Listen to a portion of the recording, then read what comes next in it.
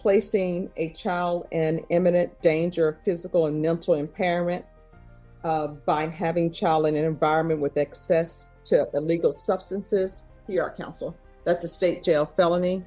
Range of punishment is anywhere from 180 days up to 2 years in the state jail facility.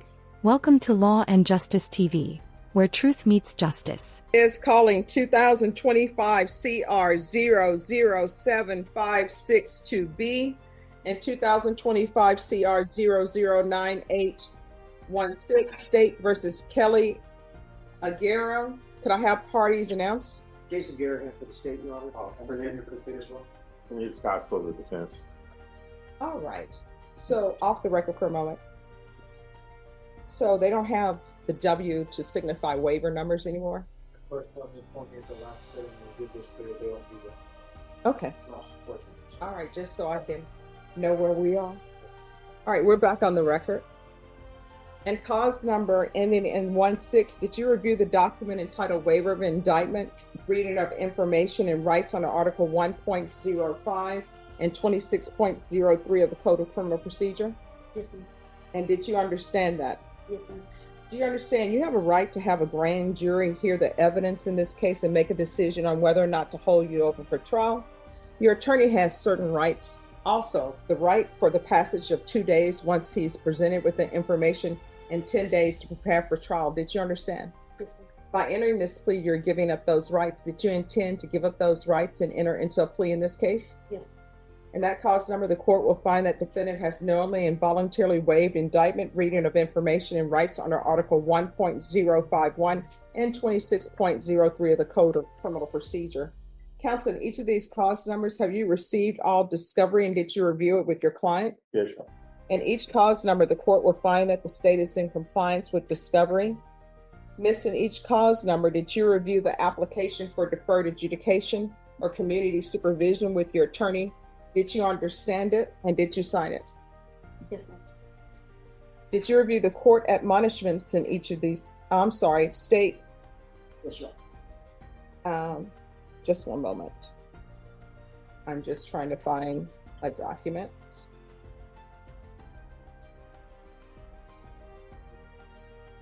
All right, we're off the record. Defense, did you all get a copy of the information? Yes, sir. I think I All right, to the clerk, so I don't have a copy of the information. She stepped out, Judge. well, I don't think this is the original. I thought I gave them the I'll copy. see that and I'll hand it back Yes, to ma'am. you. All right, we're back on the record. Did you review the information in the cause number ending in 16 with your attorney? Did you understand it? Yes. Counsel, do you waive the reading of the information? Yes, Your Honor. And state you're proceeding on the information as presented? Yes, Your Honor. All right, and then in cause number ending in 62B, did you review the indictment with your attorney? Did you understand it? Counsel, do you waive the reading of the indictment? Yes, Your Honor. State, are you proceeding on the indictment as presented? No objection. And each of the cause numbers, did you review the court admonishments with your attorney? Did you understand it and sign it in all the appropriate places? Yes, ma'am.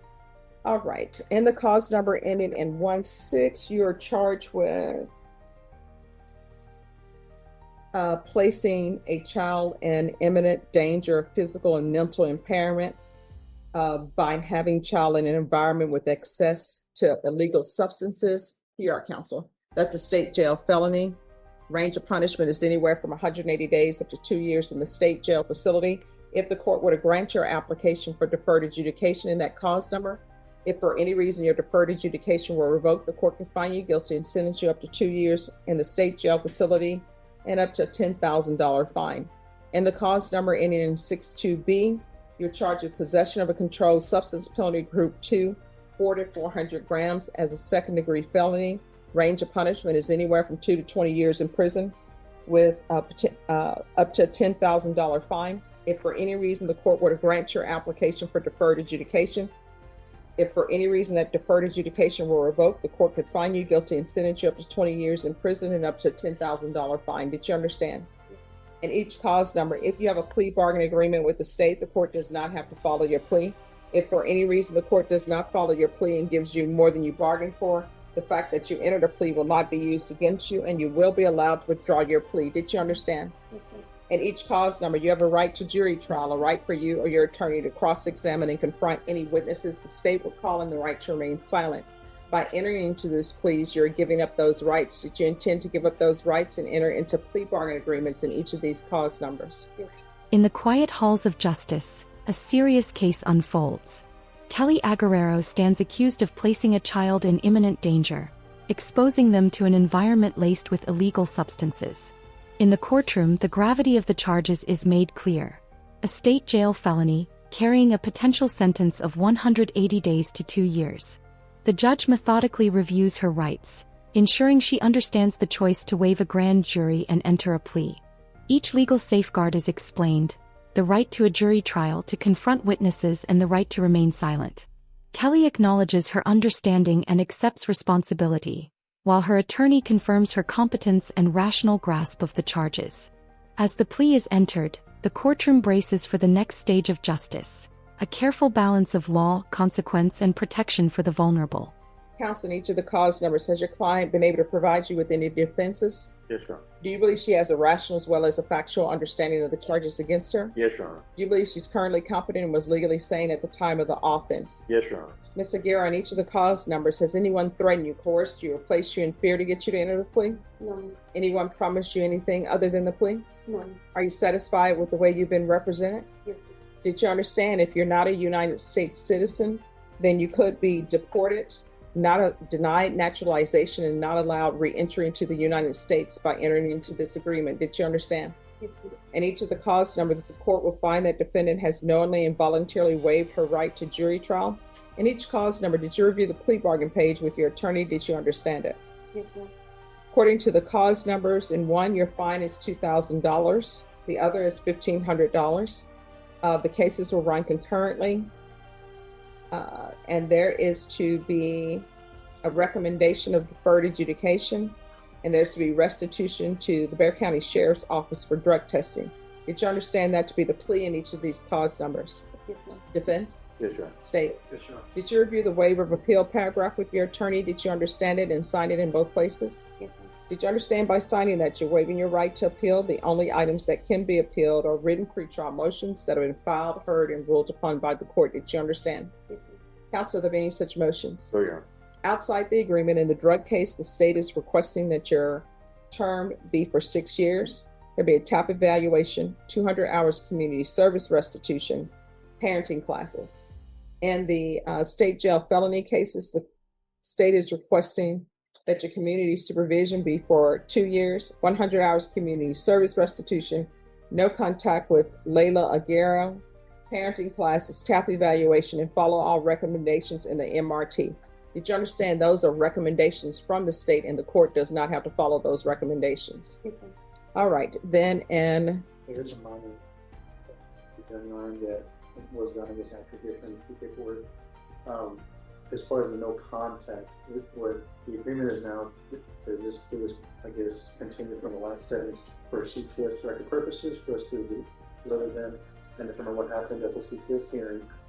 So, to make it easy, we are agreeing with defense that she can't have contact with the children, but there just be monthly field visits for the entire 2 years of the previous basis. why did y'all ask probation if they want to do monthly field visits? I did, and it was indicated to me that that would be something they could. All right. So they're asking then for no harmful or injurious contact with Layla Aguero. Did you understand those are recommendations from the state, and the court does not have to follow those recommendations? All right, then in cause number 2025 CR 7526B, how do you plead to count 2? No progress. And cause number 2025 CR 009816, how do you plead? No progress. State any evidence. Regarding both cases, Your Honor, state off the evidence cases, one fellow second. No objection. In each of the cause numbers, did you review the waiver and stipulations with your attorney? Did you understand it and sign it in all the appropriate places? Again, did you understand you have a right to jury trial, a right for you or your attorney to cross-examine and confront any witnesses the state would call in, the right to remain silent? Yes, ma'am. Did you understand that today the state will be presenting evidence in the form of witnesses' statements and police reports, but most importantly, there will be no live testimony. Did you understand? Yes. In each of the cause numbers, the court will find that defendant has knowingly and voluntarily waived and consented to stipulation of testimony and stipulations. Court will accept into evidence states exhibits 1 and attachments, and the court will review the same.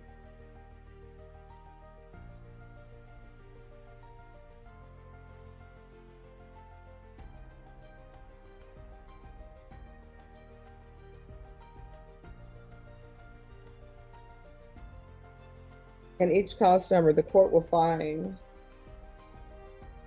there is sufficient evidence to find you guilty. The court will defer finding of guilt as you've applied for deferred adjudication in each of the cause numbers. So when is the co-defendant scheduled in this case for sentencing? Tomorrow. For the other one, for some of this one, and then you said for a week, No, I mean, the one that, so this is a case where Suzanne Kramer is the defense attorney. Yes, that one's Tomorrow. Tomorrow. All right, counsel, are you able to come back tomorrow? I can, Judge. What happened, if the court recalls, originally I wanted it for that same day, but I guess it wasn't possible when we reset it. But if I need to come back, Judge, I'll come back. All right, if y'all can come back, and what I can tell you, this is what I'm going to request. See if the CPS caseworker can zoom in so the court can see what's going on. I think they keep the state Have the make it proper, Judge, that they completed everything. Here's the thing. In some situations, I don't like proffers because people need to be on the record for what they have done. Oh. Yeah. So, see if we can get the CPS. all right, and they can appear by Zoom. Okay, that's fine. All right, so we'll bring you back tomorrow for sentencing, and Okay. sentencing will happen on that day. All right. All right. Once Thank you you. sign the reset form, you're excused. Thank you. You're welcome. Meanwhile, in a separate but connected charge, Kelly faces possession of a controlled substance, another serious felony carrying up to 20 years in prison. The plea bargain outlines fines, community service, parenting classes, and court supervision, alongside restitution to law enforcement. Detailed conditions are reviewed. No contact with certain individuals, monthly field visits, and adherence to rehabilitation recommendations. The court ensures Kelly fully understands these terms and their implications, including the possibility of deportation for non-citizens. Evidence is accepted through statements and reports without live testimony, and the court finds sufficient grounds for deferred adjudication. As the session concludes, the judge sets a schedule for sentencing, reminding all parties that justice is measured not just by punishment, but by structured accountability and the hope of rehabilitation.